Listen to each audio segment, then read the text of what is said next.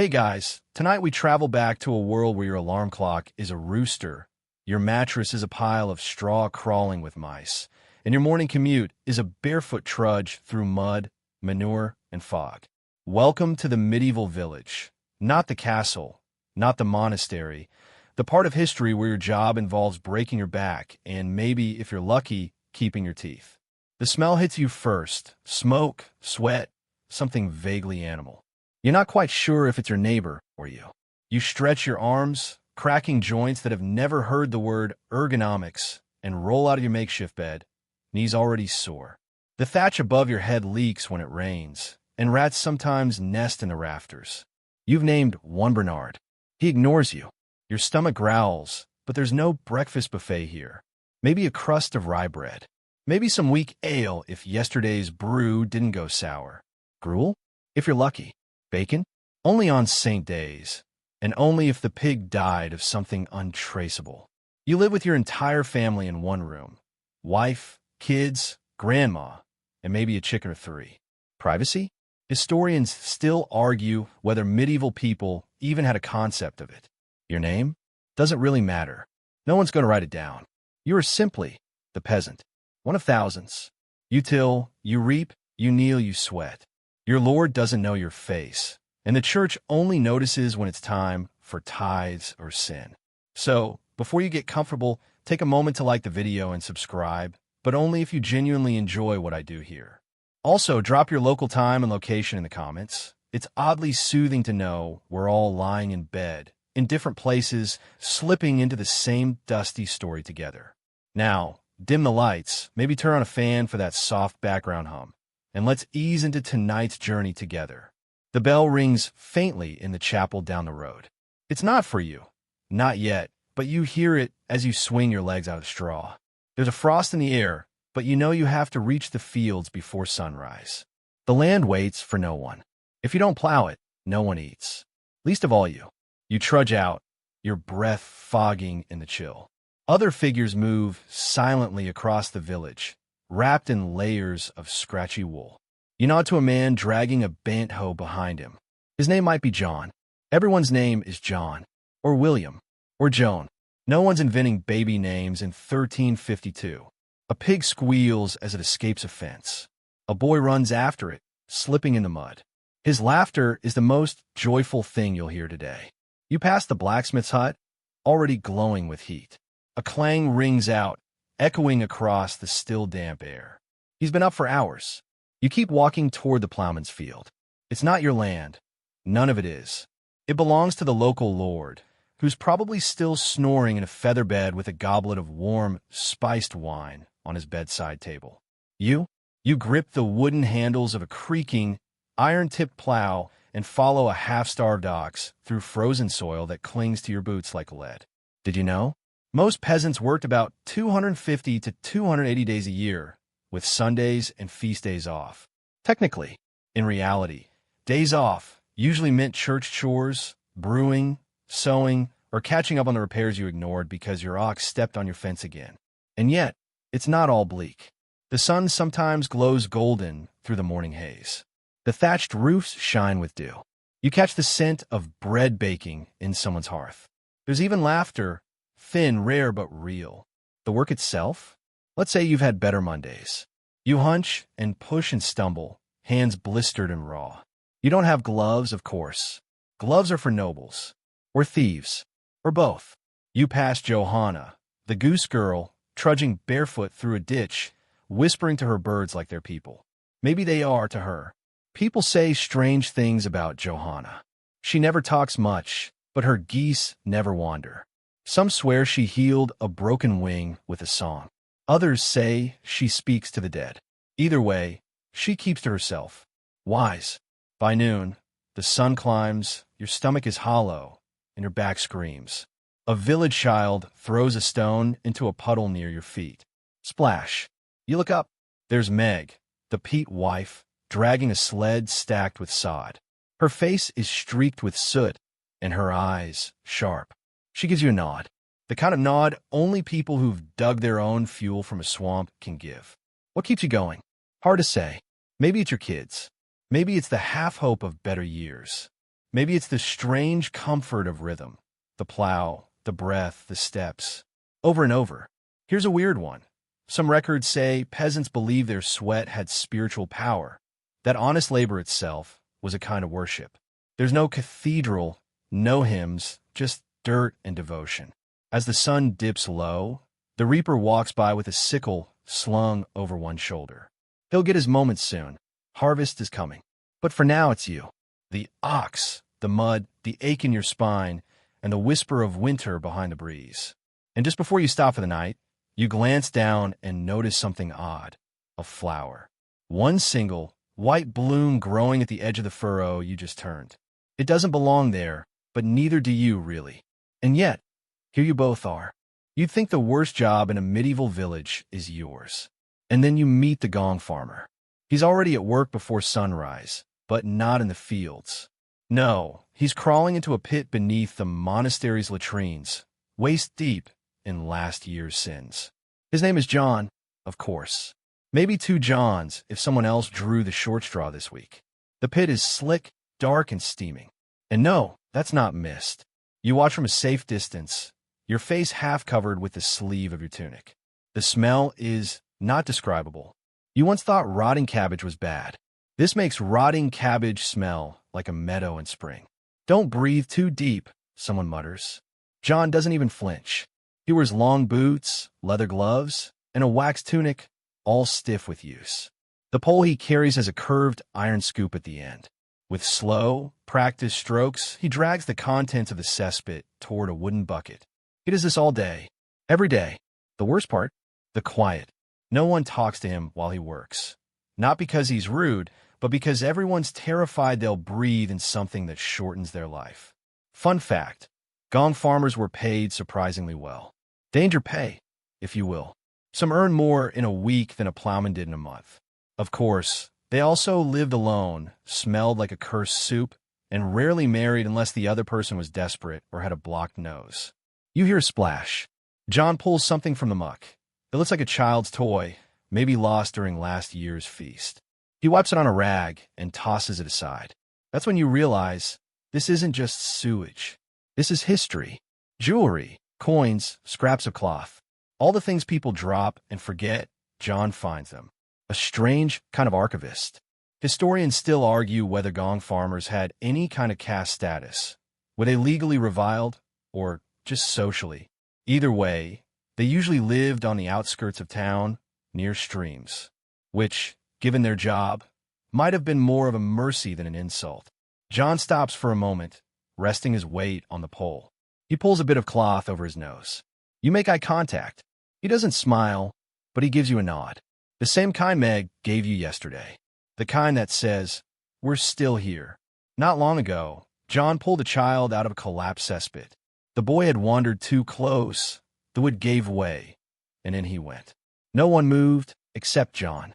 He dove in, nearly drowned, but pulled the kid out by the leg. The monks took the child in, nursed him back to health.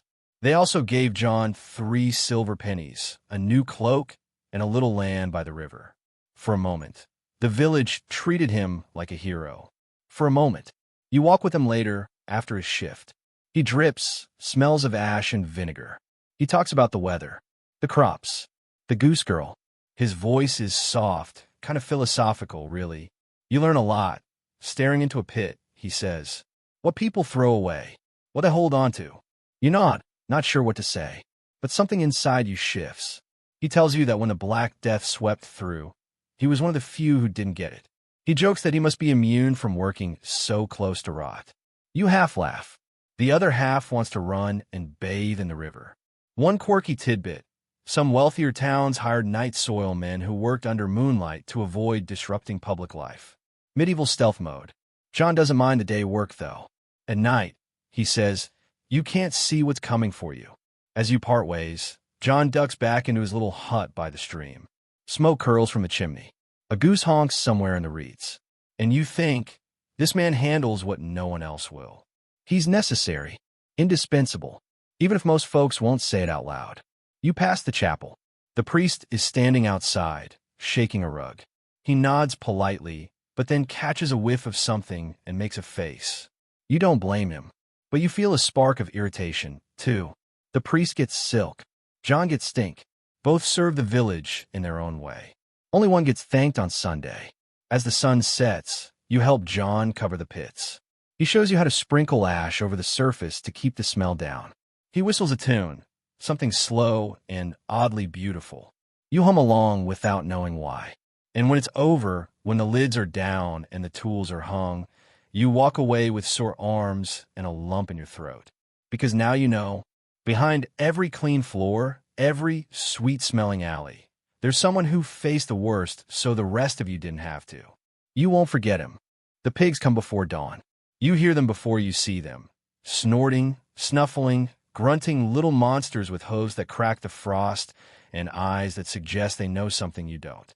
Herding swine, it turns out, is less about control and more about negotiation. And you're losing. You're the swineherd now, not by choice. Someone needed to do it, and you're standing nearby when the village reeve asked. "They're clever beasts," he said, handing you a crooked staff. And moody, you nodded. How bad could it be? The answer? Very. The pigs don't move in straight lines. They wander root, charge, double back. One in particular, a hulking sow with a lopsided ear, stares at you like she's seen your soul and found it lacking. You wave your stick. She blinks slowly. Nothing happens. You begin to suspect she's in charge now. You guide the herd toward the woods, where they'll forage for acorns, mushrooms, and anything else vaguely edible. Pigs are resourceful, also ravenous, also rude. The morning mist clings to your tunic. You're already muddy from shin to knee. And yes, you stepped in it. No, it wasn't just mud. Most villagers avoid you now. The smell travels. It lingers. Swineherds live on the edge of the forest, not just geographically, but socially. You're too dirty for the church crowd, too quiet for the alehouse, and too often mistaken for a heretic by traveling monks. You once caught a kid making a warding sign as you passed.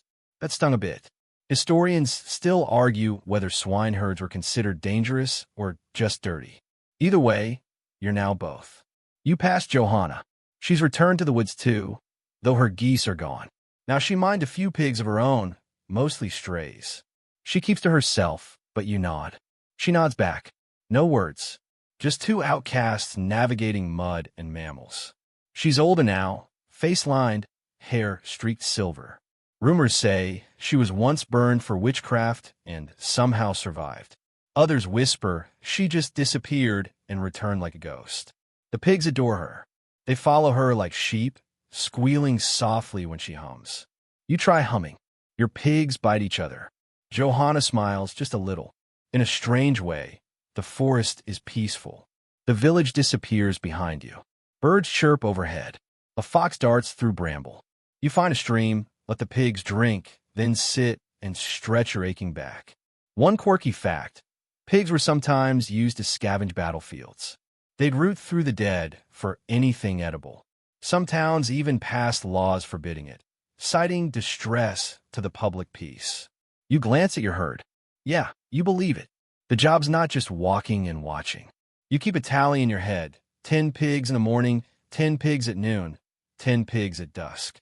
Lose one, and the Lord deducts your already miserable wages.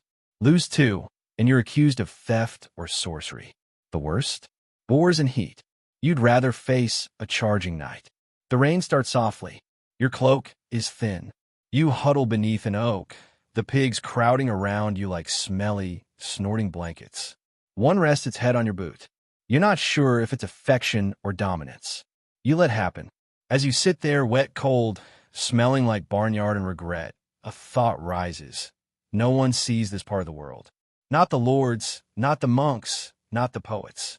This is the in-between, not quite field, not quite forest, not quite human, not quite forgotten. There's a hollow in a tree nearby where you store a chunk of bread and a skin of ale. You chew slowly, watching the pigs snuffle through damp leaves. A raven lands overhead and caws twice. Maybe it's mocking you. Maybe it's just hungry. You raise your bread in a mock toast to all the invisible ones. Your only visitor is Peter the shepherd, who appears out of the mist like a ghost with a crook. He grins when he sees you. They behaving? You shake your head. They try to eat a frog. He laughs, sits beside you. The pigs mostly ignore him. You exchange news. A cow calved early. Meg the Peat wife's poetry made it onto a church door, and the ditch near the chapel is flooding again. Mundane stuff. Sacred in its own way. Peter plays a few notes on his flute. The melody is slow, wistful. One pig lies down and sighs. You look at him. How'd you get them to do that? Just luck, he shrugs, and not caring if it works. The day passes in slow gray hours. You watch. The pigs eat, snort, sleep, repeat. By dusk, you've made it back to the village edge. No one greets you, but Johanna lights a small fire near her hut. The flames flicker softly. She hums again, something old and low. You don't know the tune, but it makes your ribs ache a little. And then you catch your reflection in a puddle, mud-splattered, tired, older than you remember. You smell like a walking midden, but your herd is intact. No pigs lost, no accusations, no curses, just another day survived. You find a spot by the barn, curl under your cloak, and let the sounds of snuffling, gentle grunts, and Johanna's quiet song lull you towards sleep. Somewhere in the forest, a wolf howls. The pigs don't even flinch. The shovel's splintered, the ditch is bottomless, and your soul left your body about 20 wheelbarrows ago. You're a ditch digger now. Welcome to the underworld, the one just beneath the village road, where water stagnates, worms writhe, and you're always either soaked or baking under a sun that seems personally offended by your existence. You grip your shovel. It's older than you, possibly older than the village. The wood's worn smooth, the blade bent like a crooked smile. The mud you move is heavy, wet, and resentful, like it knows who's going to dig it out again when the rains come back. This ditch, it's not glamorous. It's drainage. Keeps the streets from flooding.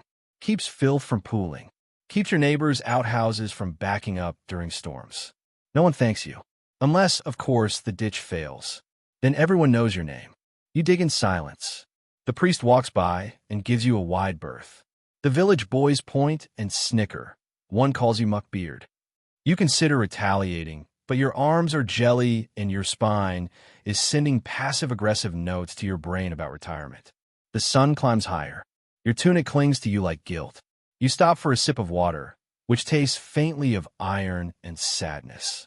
That's fine. You've had worse.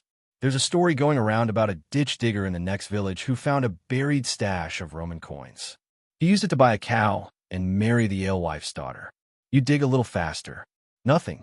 Just a clump of roots and a very annoyed toad. Here's the thing. Your ditch isn't just for water. It's part of the unspoken infrastructure of village life. Everything runs downhill. Runoff, rot, resentment, and you're the human gutter keeping it all in check. One historical fact. During castle construction, laborers like you were hired to dig defensive moats. Not glamorous, still muddy, but marginally more prestigious than Waste Channel guy.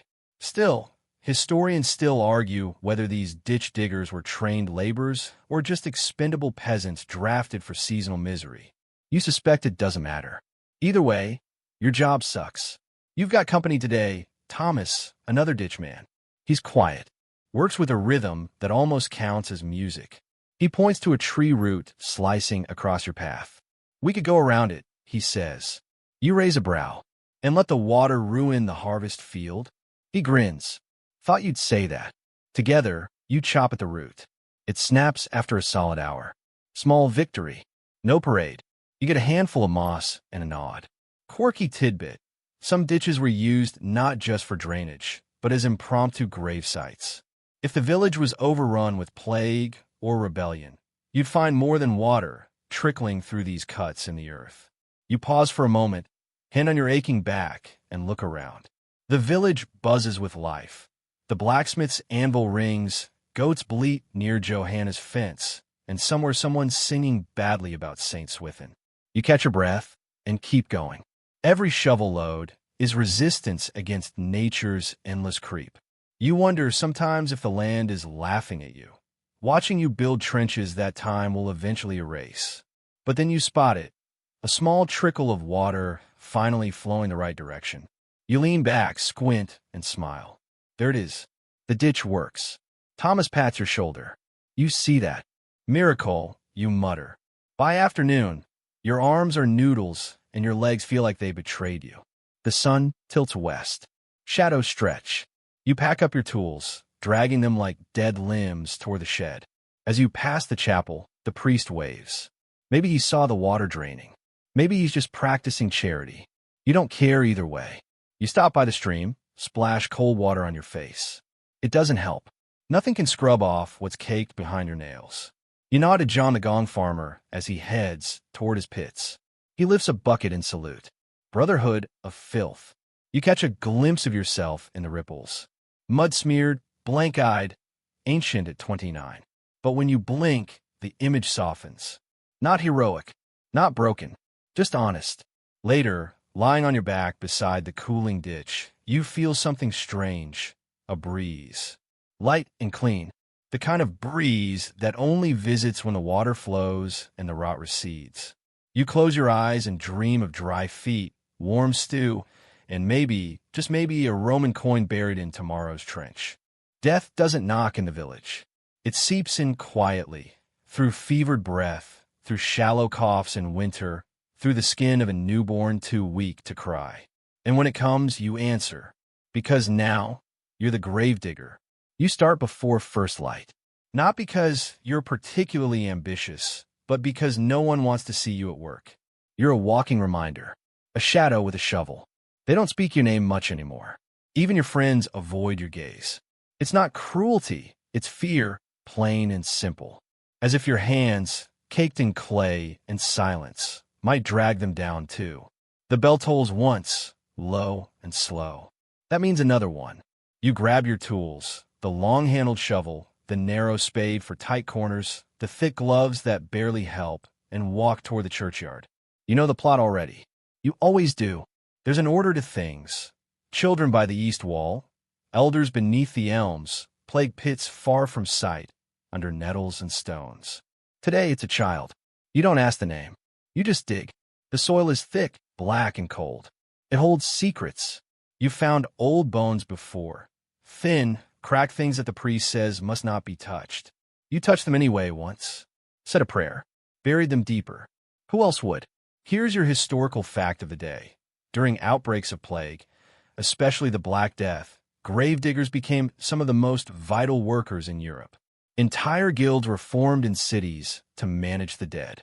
And in villages? Just one man. You. You got a rhythm now. 3 feet down for children, 5 for adults. Unless it's plague, and it's as deep as your spine will allow.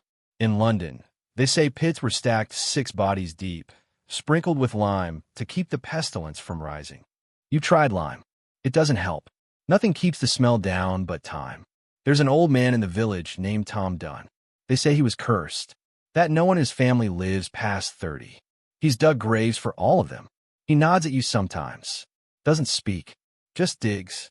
You suspect you're him in 20 years. And then there's the dream, the recurring one. You're in a vast field, and every shovelful you toss reveals a face. Not screaming, just watching. You wake up with dirt under your nails, even when you didn't dig that day. One quirky bit. Some medieval towns hired women to mourn at funerals professionally, wailing, tearing their hair, throwing themselves theatrically across graves. You've never seen that here. Just quiet sobs and a mother's vacant stare. The child's body arrives wrapped in linen. A few wilted herbs tied at the corners. Rosemary for remembrance. You don't flinch. You can't. If you do, it'll break you open. Instead, you lower the bundle with a steadiness that feels borrowed. You say a few words under your breath. Nothing official, just a whisper into the soil. Maybe it helps. Maybe it doesn't. But the ground always takes it, silent and steady. Historians still argue whether village gravediggers were viewed with suspicion, respect, or something stranger, a mix of fear and reliance. You'd argue it's all three. They need you, but they don't want to need you. You're the final stop before forgetting. After you fill the grave, you smooth the mound. You place a stone. No name, just a mark. Maybe one day someone will chisel it. Maybe not. The sun's rising now, pale and watery. A car creaks past. The driver doesn't look your way. You wipe your hands on your tunic. Useless gesture.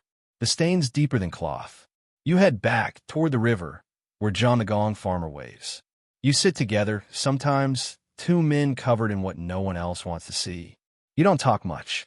Just sit. It's enough. Later, as you pass the chapel, the priest's assistant, a boy named Thomas, nods to you.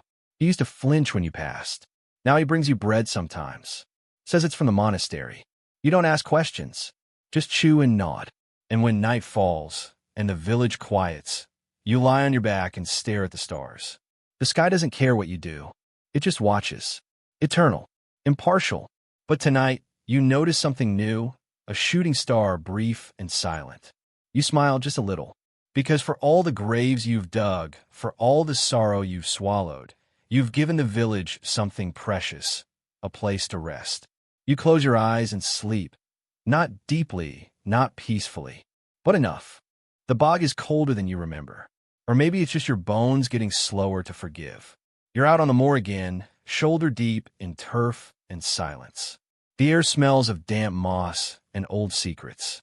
Every breath is sharp, earthy, like you're inhaling the 1,000-year memory of the land. You are the peat cutter now. The sled you drag behind you creaks over half-frozen mud. On it lies a rusted spade and a bundle of hemp rope. The blade has a sharp L shape, perfect for slicing blocks from the earth. Turf for fires, for cooking, for surviving the long dark of winter. Your hands sting.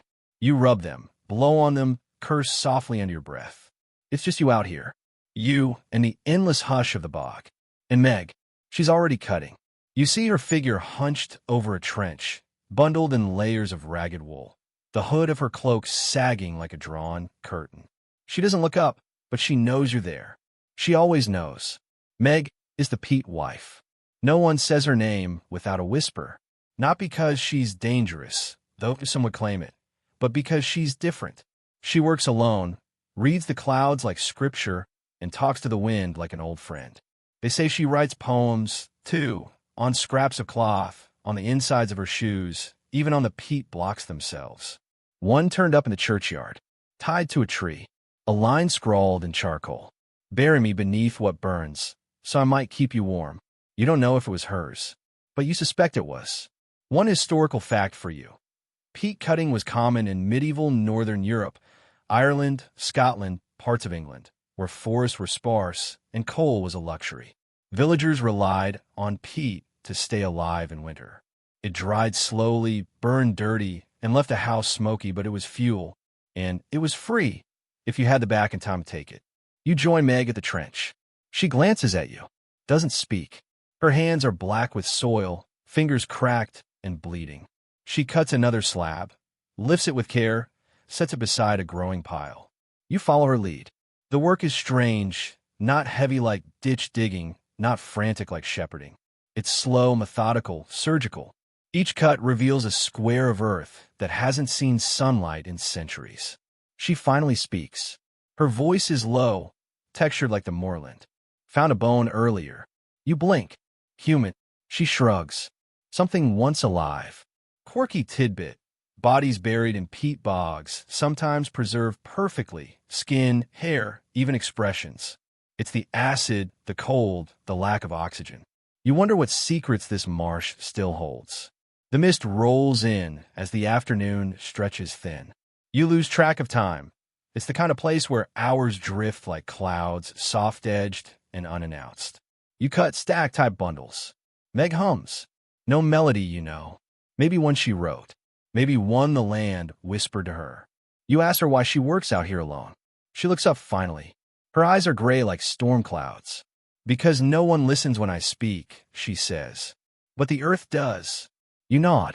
Not because you understand, but because she deserves the courtesy of being heard.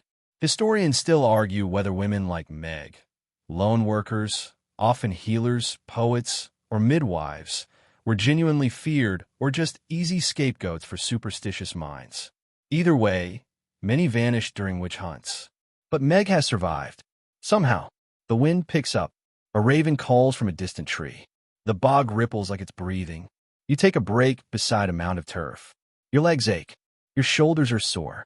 But there's a quiet peace here. A rhythm. You pull out a crust of bread and offer half to Meg. She takes it without a word.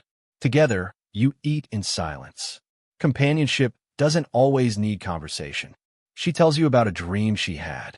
There's a girl made of ash, she says, staring at the sky. She walked through fire, and everything she touched turned to peat. Not gold, not flowers, just peat. You ask if that's a curse or a blessing. She shrugs again. Does it matter? It keeps people warm. By dusk, your sled is full. Meg's too. She hoists hers with a grunt and begins the slow trudge back toward the village. You follow, the weight of the peat dragging across frostbitten ruts. As you pass the church, the bell rings once. No one notices you. No one ever does. But the smoke curling from chimneys tonight, that's your work. Your labor turned to warmth, to soup, to stories told beside flickering flames. At your door, you wave to Meg. She nods once and vanishes into shadow. You sleep that night with your hands still stained, your muscles still trembling. But your dreams are calm. You dream of earth that sings and fire that forgives. The forge doesn't sleep, even when the village does. It breathes through the night, a low hiss, a wheeze of bellows, the crack of iron cooling in water. And you, poor soul, are its keeper. You are the blacksmith now. The heat is your companion, your curse, and sometimes your only light. It presses against your skin like a wet wool cloak you can't remove. Your arms ache, your back knots, your palms are a battleground of old burns and callus so thick they barely feel pain anymore. The bellows groan behind you. You pump them with a tired rhythm, coaxing the flames higher. Orange light licks at the soot-stained walls, revealing shelves of bent nails, broken tools, half-mended hinges, and one mysteriously melted horseshoe. You don't want to talk about it. Outside, the village is quiet. Inside, you sweat like a roast at Michaelmas. Your hammer finds the iron. The ringing is sharp, pure. Ting, ting, ting. It echoes through your bones. You strike again, bending stubborn metal into shape. A plowshare for the reeve, a latch for the baker, a dagger for the Lord's forgetful son. Again, your breath fogs, even in the heat. You pause, wipe your forehead with a rag that once had a color, now just a smudge. The forge smells of ash, oil, and something oddly sweet, maybe the cider you accidentally spilled last week. Historical fact break. Blacksmiths in the medieval period were essential. They crafted not just weapons, but nails, hinges, farming tools, cart parts, and even surgical instruments. Without a blacksmith, a village creaked to a halt. But here's the fun twist. Blacksmiths were also feared. Historians still argue whether it was their proximity to fire, their ability to shape earth, or the sheer mystery of the forge that made villagers keep one respectful step back. Some thought blacksmiths had devil's help. Others just wanted to avoid sparks. Your apprentice, a boy named Matthew, is late. Again, you mutter his name with a heat that rivals the coals. He'll be here by midday, claiming his goat got sick or his cousin was cursed. Standard excuses. You glance at the iron bar on your anvil. Still glowing. You begin to shape it, a sickle this time, for the reapers. You think of them often, those sun-baked ghosts in the field. Your tools are their lifeline. Without you, their blades stay dull, their harvests fail. There's a joke among blacksmiths. I make the things that make the food that makes the people. You smile at that, hammering the curve of the sickle. A traveler stops by your workshop. Cloaked, hooded, one boot covered in frost. He needs a horse's shoe replaced. You sigh, gesture to the post. The horse snorts. You don't blame it. You smell like you lost a fight with a dragon and crawled into a chimney to recover. As you work on the horse, you notice Johanna, the goose girl, passing in the distance. Even from here, you can feel the air shift when she walks by. The traveler glances at her, then at you. She a witch? He asks casually. You don't answer. Just hammer the nail through the shoe. The sound is answer enough. One quirky tidbit. Some medieval blacksmiths were buried with their hammers, not as a tool of labor, but a symbol of judgment. The idea being that they might weigh souls at the gates of heaven the same way they weighed iron on earth. You figure if that's true, you're going to be very busy in the afterlife. Matthew finally arrives. Hair wild, shirt half-tucked, smelling like panic and spoiled turnips. You don't scold him. Much. He gets to pumping the bellows. Poorly. You correct his grip for the 100th time. As dusk approaches, your hands feel like they are no longer part of you. You've made 3 plowshares, a set of hinges, 2 horseshoes, and repaired a dented helm some kid found in the woods. You suspect it belonged to a knight who wants it back. You dunk a finished blade into water. The steam hisses like a dragon. You close your eyes for a moment and listen. It's a kind of music, this life. Violent, hot, unrelenting music. And yet, somehow, beautiful. Historians rarely agree on whether blacksmiths were loners by necessity or temperament. You suspect it's both. The fire teaches you silence. The metal teaches you patience. And the village teaches you humility, even when they can't function without you.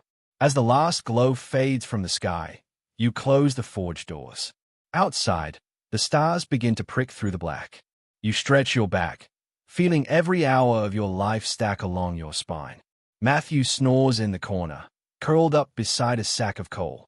You toss a blanket over him. He grumbles. You chuckle. In the distance, you hear someone singing, maybe the milkmaid, maybe Meg, maybe just the wind playing tricks. Either way, it's soft. It's enough. You sleep that night with soot in your hair and iron under your fingernails. But in your dreams, your forge burns clean, bright, eternal. You wake to the sound of mooing. Not the charming kind. The angry kind, low, bellowing, and extremely personal. Welcome to your new role, the milkmaid. It's not even light out yet. The stars are still dozing behind a pale blue haze. You pull on your woolen shift, grab a heavy wooden pail in one hand and a worn milking stool in the other, and head to the barn before your eyes are fully open. The cows are already impatient, especially Maud. Maud is older than some of the children in the village. She once kicked a reeve through a fence. You don't blame her. Still, she doesn't like you, and today she's particularly moody. You step into the stall and sit down beside her, murmuring soft nonsense. Good girl, Maud. Nice morning, no wolves, no storms, just me and these hands. Maud responds with a tail flick that slaps your ear like a wet towel. You sigh. Standard. You reach beneath her, position the pail, and begin the routine you've known since you were old enough to sit straight. Grip, pull, squeeze. The rhythm is oddly meditative, except when your fingers cramp, the cow shifts, or the pail tips. All of which will happen at least once today. Milking isn't glamorous. It's also not optional. Cows don't wait. The sun could explode, and Maud would still expect to be milked before breakfast. Historical note. Milkmaids played a critical role in the medieval village economy. Milk meant butter, cheese, and cream, staples for nutrition and trade. Many women learned to churn, ferment, and store dairy from a young age. The work was constant, repetitive, and crucial, but never glamorous. Today, the butter churn needs scrubbing. There's a curdle smell from yesterday's cheesecloth, and someone, probably one of the Franklin family's spoiled brats, knocked over a storage crock in the cellar. You rub your neck and keep milking. One quirky tidbit. During later centuries, milkmaids were associated with good health and beauty, likely because their constant exposure to cowpox gave them immunity to smallpox. Some even became early test cases for vaccinations. But right now, you feel about as glamorous as a wet burlap sack. The sun finally rises, casting gold across the pasture. You carry 2 heavy pails back to the cottage, hands trembling, arms sore. The handles have cut into your skin again. You'll have matching blisters by evening.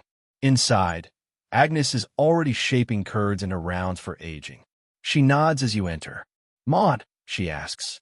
You lift your sleeve to reveal a hoofprint-shaped bruise on your forearm. She snorts. Affectionate beast. You don't speak much as you strain the milk, bottle it into clay jugs, and rinse the pails. The cheese needs flipping in the cellar. The butter needs churning. And there's another milking at dusk. Always another milking. Mid-morning, you deliver a jug to the priest's assistant, Thomas. He offers you a sweet smile and a slice of apple tart he probably borrowed from the monastery kitchen. You sit with him a moment, savoring something that tastes vaguely like kindness. Then it's off again.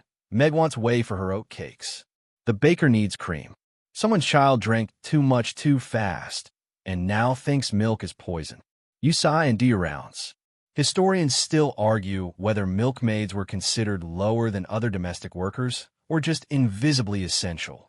Either way, you're not at the feast, but your hands made the cheese that graces the Lord's bread. That afternoon, you spot Peter the shepherd up on the ridge.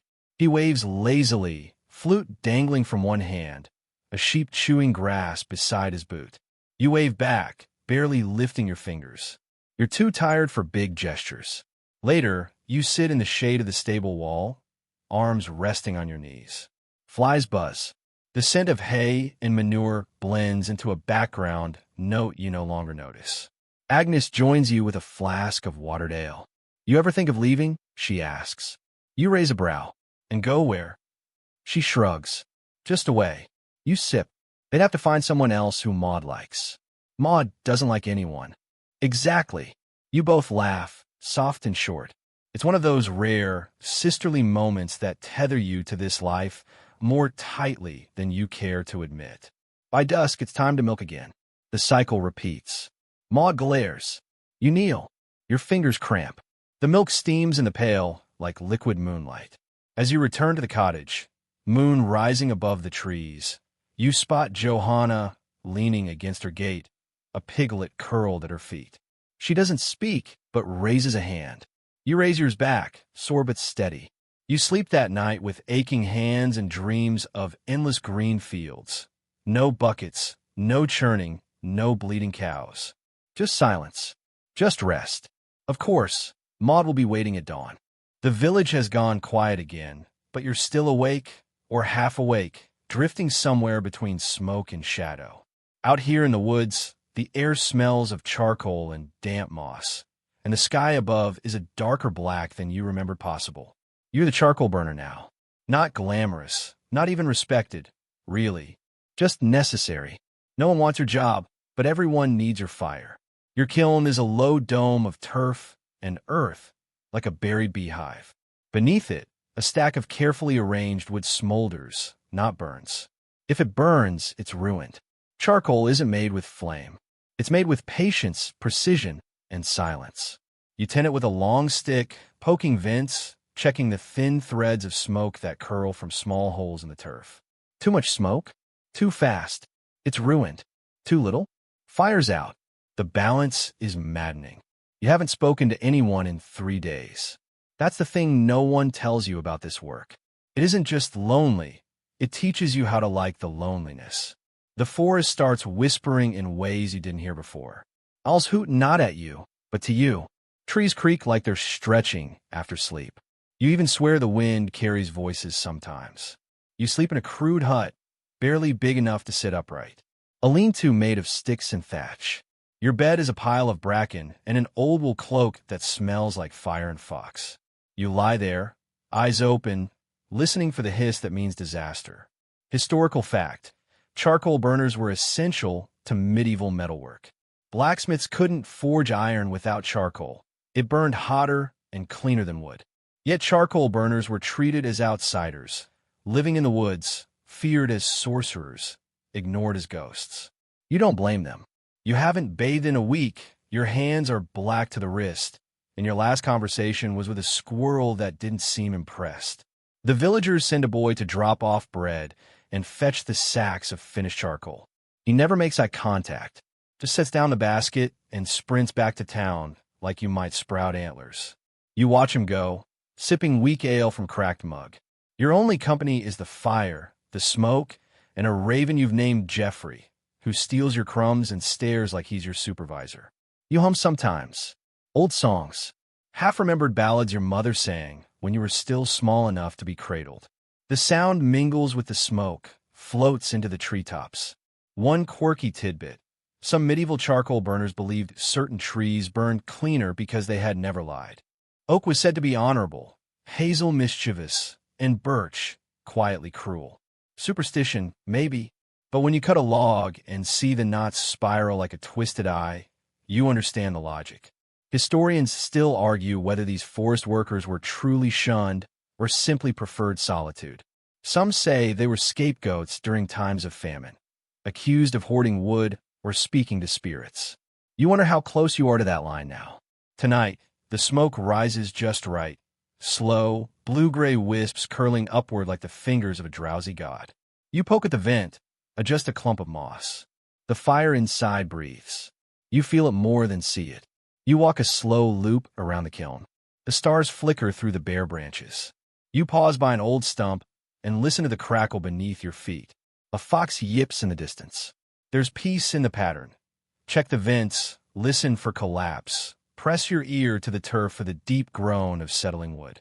Then wait. Then walk again. You catch yourself talking aloud. Not to anyone, but to the fire. Almost done, old girl. Just a bit longer.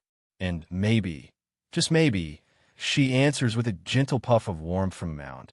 In the morning, if all goes well, you'll open the kiln. The wood will be transformed, black, brittle, whisper-light. You'll bag it up in sacks, tie them shut, and drag them back to the village. The blacksmith will nod. The baker will frown. The reeve will say nothing. But when the forge lights and the oven roars, that's your work glowing at the center. Tonight, you stoke the fire one last time, tuck your cloak around your shoulders, and lie back on your bed of bracken. Geoffrey the raven mutters softly from his perch. The wind sighs. And you, solitary, soot-covered, half-forgotten, smile into the darkness. Because this is your world, and your world is burning just right. The air inside the cottage is thick with steam, sweat, and something like boiled thyme. Candles flicker along the rafters, their wax tears dripping into old iron sconces. A woman screams from the next room, a sound like tearing cloth and shattering glass. You're the midwife now. You've already been here for hours. The child is stubborn, the mother exhausted, and the grandmother pacing a rut into the floor. You've whispered prayers, tied charms, boiled linen, and told the same story about St. Margaret and her dragon 3 times, mostly for the mother's sake, but partly for your own nerves. There's a bowl of warm water by your side, already murky. The herbs are nearby, sage for strength, mugwort for courage, and pennyroyal. You don't talk about why that one's there. Midwifery in medieval times isn't just childbirth. It's every mystery of a woman's body. Menstruation, miscarriage, stillbirth, and sometimes death. You're not just a guide. You're the candle in the dark when no one else wants to look. You press your hand to the mother's belly, whisper something only half heard, and feel the child shift beneath your palm. A good sign. Maybe. Your hands are shaking, but no one can know. You reach for the thread and twist a knot for luck. Another scream, raw, fierce from the soul. Historical truth. Midwives were both essential and precarious in medieval society. Often respected, sometimes feared. Their skills passed from woman to woman, never written down. Trusted and yet always one bad birth away from being accused of witchcraft. And in a village like yours, where faith and superstition walk hand in hand, you walk a narrow line. You glance over at Martha, older than you, wiser and half-deaf, which makes her oddly calm in moments like this. She nods at you. It's time, she says simply. You wipe your hands, say a silent prayer.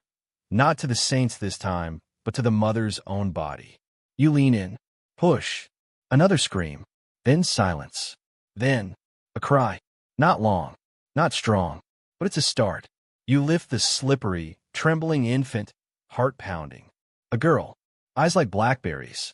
You wrap her gently in warm cloth and hand her to her mother, whose expression melts from terror to awe in a heartbeat. You don't cry, but you could. You always could. The grandmother bursts into a half-laugh, half-sob. She's here, she says to no one and everyone. You stand, your back shrieking. The blood pools beneath your boots. You clean quickly. Hands, towels, floor. You tie the cord, check for signs, breathing, blinking, color. All good. For now. One quirky detail. Some medieval midwives would place a blessed coin under the infant's tongue to bring good speech. You've never done that. Seems dangerous, but you know women who swear by it. You offer the mother a carved wooden charm instead. She clutches it like it's gold. Historians still argue whether midwives were licensed or free agents in most villages. In truth, it depended entirely on the region and the bishop's mood. Sometimes you're seen as sacred. Other times, You're a hair's breadth from heretic. Later, outside, you wash your hands in the freezing stream. Blood doesn't like to leave skin. Neither do memories. You watch the water swirl, red into brown into clear. You pass Johanna on the road. She looks at you, then down at your stained apron. Girl or boy? She asks. Girl. She smiles. Good. Girls remember. You don't ask what she means. Back in the village, you rest your head against the cottage wall. Martha hands you a cup of ale. That went better than last week, she says. You nod. Last week was hard. You remember that one. A breech birth, no priest in sight, snow falling like ash. The child never cried. The mother didn't stop. You sat with her for hours until her breath stopped fogging the air. You dream of her sometimes. She's walking through a field, child in her arms, smiling. You tell no one. Tonight, though, you have peace. The baby lives. The mother breathes. The hearth glows. You tuck your tools back into your satchel. The linen strips, the carved spoon, the clay vial of poppy milk. You kiss the charm on the way out, just in case. The stars are sharp above the rooftops. You let the night air cool your face. You walk slowly, your limbs heavy, your soul light. Another child born. Another fire lit in the long dark. You turn home, eyes already closing, and whisper to no one in particular, let her live long. Let her live well. The clay is cold this morning, the way you like it, firm but forgiving, like a loaf not yet risen. Your wheel creaks under the first turn, slow at first, then faster as your foot pumps the treadle. You press your hands into the mass and feel its shape beneath your fingers. You're the village potter now. It's not glamorous, but it is something close to magic, taking earth and water and breath and turning them into bowls, jars, jugs, and plates, things people use every day without thinking. Things that break, yes, but things that matter. Your name is John. Again, everyone's name is John. But yours sticks because you never stop working. Your hands are cracked and chalky. The clay gets under your nails and never really leaves. But you don't mind.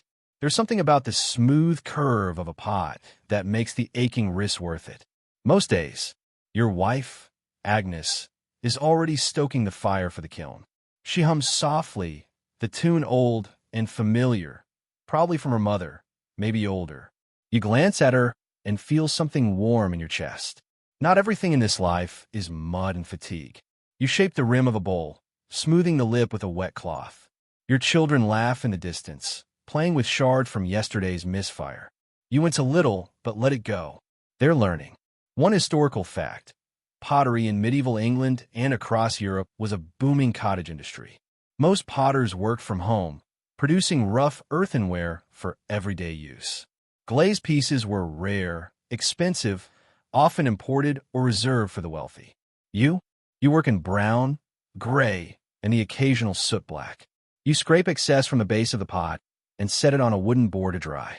The next lump is heavier, a big jug, meant for ale or cider. The village innkeeper promised a haunch of salted pork in trade.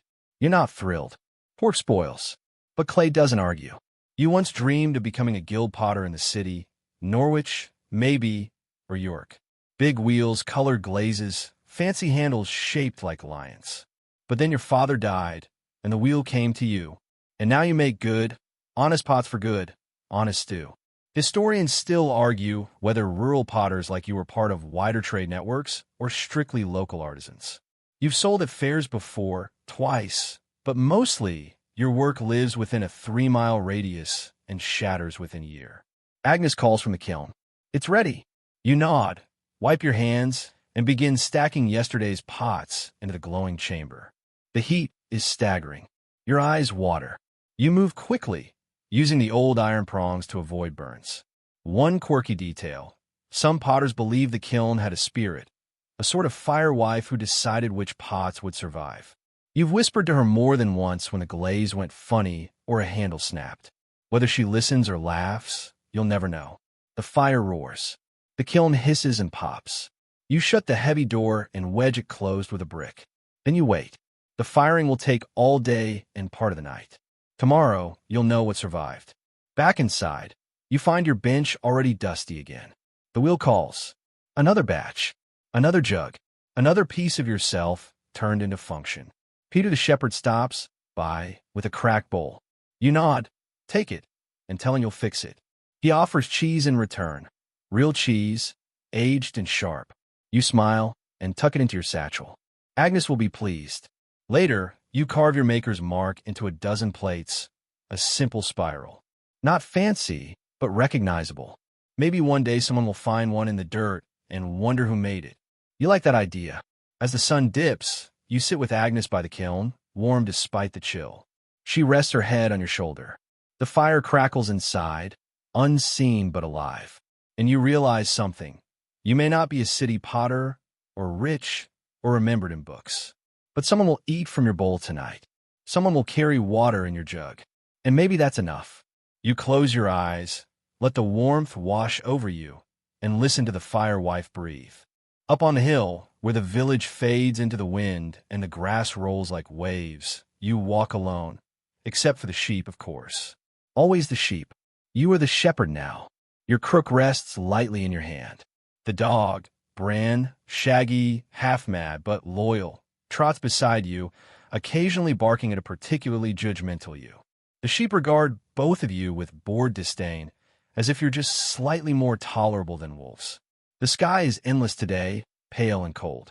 The clouds float like forgotten laundry. The sun peeks between them, playing tricks with the shadows. This isn't the hardest job, not physically, but is lonely, wide, and slow. You walk, you wait, you watch, and sometimes if the sky cooperates, you wonder. Your father taught you this trade. His father taught him. There's no secret, just patience, quick feet, and an instinct for what a sheep is about to do, which is usually something stupid. You glance down the slope. The village is a cluster of thatch and smoke.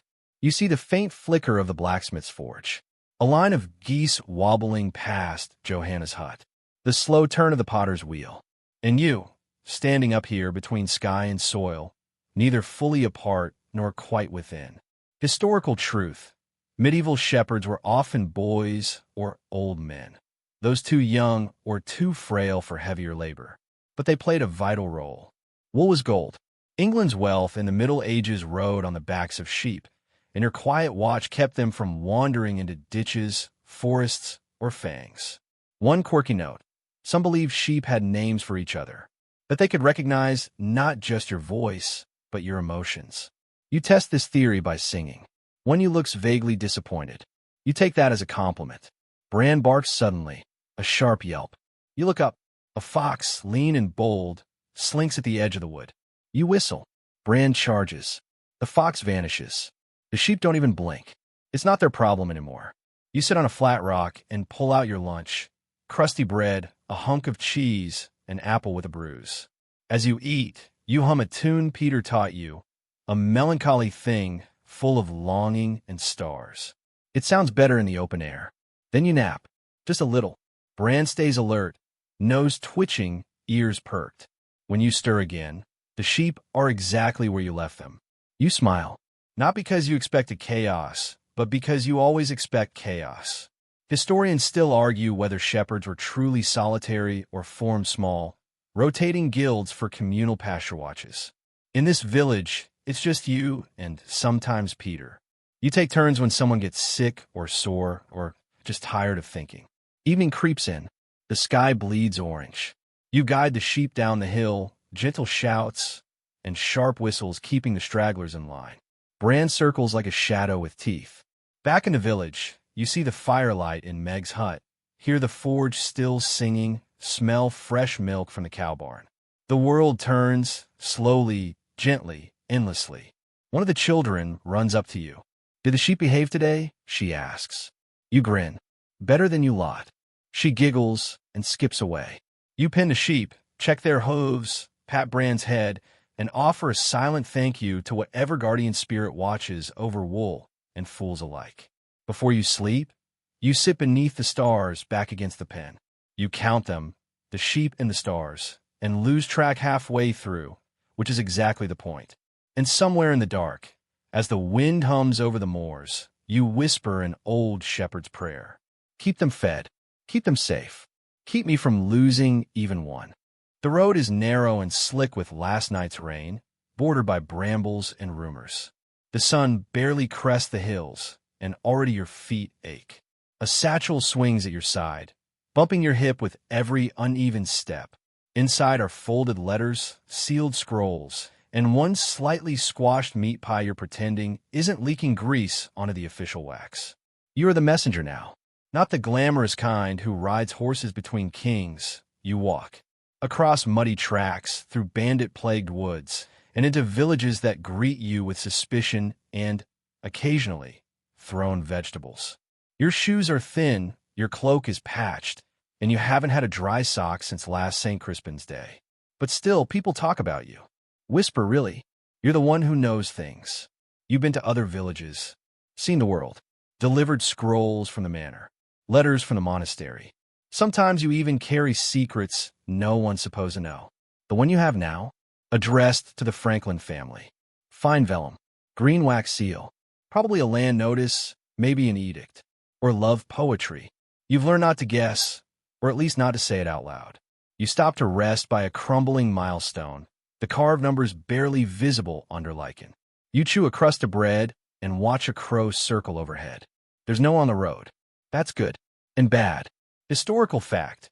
Messengers were often servants or trusted retainers, used by lords, abbots, and merchants. Some carried verbal messages, others letters. The more important the message, the higher the risk, especially if it crossed rival territories. You've been robbed twice. Once by a boy with a stick, once by a girl with a goat. You gave her the satchel and told her it contained plague notices. She gave it back. The road bends through a forest. You hear a rustle. Could be a deer. Could be worse. You tighten your grip on your walking stick. You whistle. Casual but alert. Bran the shepherd's dog once followed you for 2 miles. You didn't mind. You pass a cluster of cottages, smoke curling from crooked chimneys. A boy waves. You wave back, then realize your hood is still up, and you probably look like a highwayman. You lower it. Smile. Walk faster. One quirky detail. Some messengers wore livery belts with pouches that jingled like bells. Not for style, but to alert others they were coming, and not to shoot them by accident. You think about fashioning one from sheep bells, then decide against it. You value your ankles. The wind picks up. You pull your cloak tighter. The satchel thumps again. You resist the urge to open one of the scrolls, just a peek. Who would know? You would. That's enough. You remember once carrying a letter to a girl in another village, from a boy who couldn't read, but begged you to tell her it was a good one.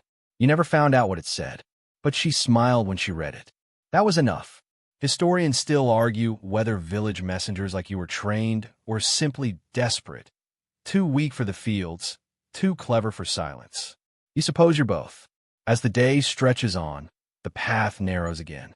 You reach the edge of the Franklin estate, a carved gate, guarded by 2 stone lions that have more moss than majesty. You knock on the post. A maid answers. You hand over the scroll, accept a nod, and retreat before she asks for your name. You like it better this way. Quiet exits, clean escapes. Back on the road, you see Johanna, the goose girl, in the distance. Her pigs, she's mostly switched from geese now, snort and squeal around her. You wave. She waves back. You keep walking. There's another village downriver that expects news by nightfall. You wonder what they'll think when they see you. Some look afraid, some curious, some hopeful, as if you carry not news, but salvation. You don't, but sometimes you carry kindness. Once in winter, you delivered a letter with warm mittens tucked inside. You didn't read it, but the old woman who opened it hugged you anyway. You sleep rough that night beneath an ash tree. You tuck the satchel beneath your head, wrap yourself in your cloak, and dream of ink, feathered quills, and scrolls that whisper their secrets without ever needing to be opened. You dream of movement, always forward. The village is buzzing, not with bees, not with bells, with voices, whispers, feet on earth, the clatter of pots being hidden and doors being bolted. Something is stirring, louder than gossip, heavier than rain. You are no longer just a peasant. You are a rebel. The taxes have come again. The collectors with their ink-stained hands and their smirks that don't quite meet their eyes. This time, it's the poll tax, a flat fee, the same for rich or poor. A joke, a trap. A final straw. And at the center of the firestorm, a man named Wat Tyler. You hear his name before you ever see his face. From traveling minstrels, from passing pilgrims, from messengers who walk faster and talk quieter than usual. He's a Tyler by trade, just like the rooftops he once shaped. Now he reshapes minds, bends crowds, builds revolts. Today, you stand among hundreds, farmers, shepherds, smiths, brewers, coopers, and even a monk who hasn't stopped shouting since sunrise. The banners are crude, painted on torn cloth. But the message is clear: no more chains. You grip a rake handle like it's a sword. Historical fact: the Peasants' Revolt of 1881 was one of the most famous uprisings in English history. Sparked by unfair taxation and class inequality, it brought thousands of laborious and common folk to the gates of London, demanding rights. It was short, fierce, and brutally crushed, but its echoes shaped centuries. You march alongside William the plowman's son, who carries a wooden cross carved with his father's name. Johanna walks nearby, quiet, her pigs left in someone else's care. Even Tom the gravedigger is here, eyes hollow, shovel slung over one shoulder like a grim flag. You reach the city. London rises like a beast behind its walls, ancient, scarred, and full of secrets. The gates are thrown open. The rebels stream in. The king is just a boy. Richard II. 14, maybe. Soft hands. Sharp eyes. He meets you all at Smithfield, a field that will soon be stained. Wat Tyler steps forward. He speaks for all of you. Of freedom. Of justice. Of an end to villanage. The bondage that ties you to land and lord like furniture with a pulse. The crowd roars. And then, chaos. Historians still argue what exactly sparked the blood. Some say Tyler was stabbed during peaceful talks. Others claim he drew a dagger first. All agree. The Lord Mayor of London thrust a blade into Tyler's gut, and within moments, the boy king raised his hand and lied. "I will be your leader," he said. You believed him. For a moment. But the army followed, and the hangings began. One quirky fact: after the revolt, many participants were granted pardons, only to have them revoked months later. A cruel joke etched in ink and sealed in wax. You run. You hide. You dig a hole near the stream and bury your rake, your banner, your boots. You return to the village barefoot, bleeding, and quiet. But something has shifted. Not in law, not in power, but in spirit. You've seen London. You've seen a boy king lie. You've seen Wat Tyler fall and 1,000 nameless souls rise in his place. You don't talk about the revolt. Not openly. But when you pass other villages, their eyes find yours and hold there, a heartbeat longer than before. You catch Johanna feeding a pig with one hand and holding a scrap of cloth in the other, the corner of a rebel banner, folded and tucked in her pocket. She nods at you. You nod back. And later, as you mend a broken fence with your raw hands, you murmur words you never thought you'd say aloud. I deserve better. The wind carries it away, but the land hears. You know it does. And deep in your chest, where the scars haven't fully healed, something kindles. Not vengeance. Not sorrow. Hope. The frost has come early this year. Your breath clouds the air in front of you as you shoulder the worn wooden yoke across your back. 2 buckets hang from either side, swaying with the rhythm of your steps as you walk the path toward the fields. It's the same path you've walked since childhood. Same ruts.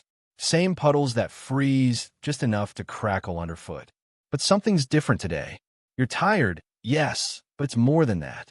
It's the way the village looks smaller now, like it's shrinking into itself for winter. The way your bones whisper with every movement. The way the crows don't fly anymore. They just watch. You pass the chapel, where Thomas the priest's assistant rings the bell with soft hands and a bowed head. He nods as you go by. He always does. It's different from the nod you once got from the reeve or the blacksmith. This one says, "I see you." That used to be enough. You stop by the plow, resting in the shed. The same one William used. The real William. The one with ink under his fingernails and poetry in his calloused hands.